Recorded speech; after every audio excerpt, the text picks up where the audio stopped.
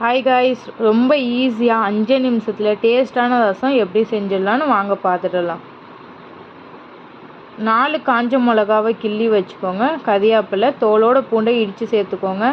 4 தக்காளி, மெழுகு சீரகம் அரைச்சிக்கலாம். நம்ம கொதப்பாக அரைச்சி வச்சுக்கோங்க. ஒரு கைப்பிடி அளவு புளியை தண்ணியில் ஊற வச்சுக்கோங்க. ஒரு பாத்திரத்தில் தேவையான அளவு எண்ணெயை ஊற்றிக்கிட்டு 1/2 ஸ்பூன் கடுகு போட்டுக்கலாம்.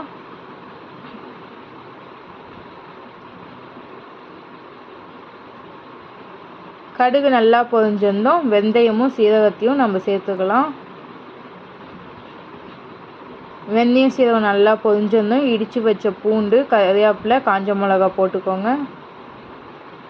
அரைச்சி வச்ச தக்காளி, மெழுகு சீரகத்தை சேர்த்துக்கலாம். இதை வதக்கி விட்டு 1/2 ஸ்பூன் மஞ்சள்தூள் போட்டுக்கோங்க.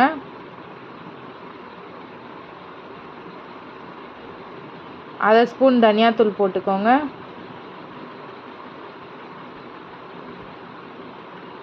1 ஸ்பூன் ரசப்பொடி போட்டுக்கலாம்.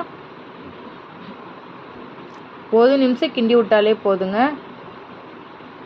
2 ஸ்பூன் உப்பு போட்டுக்கலாம். கரைச்சி வச்ச புளியை நம்ம சேர்த்துக்கலாங்க. தேவையான அளவு தண்ணி ஊற்றிக்கோங்க. ஃப்ரெஷ்ஷாக கொத்தமல்லியை ஒரு கைப்பிடி அளவு கட் பண்ணி வச்சு அதை நம்ம சேர்த்துக்கலாம்.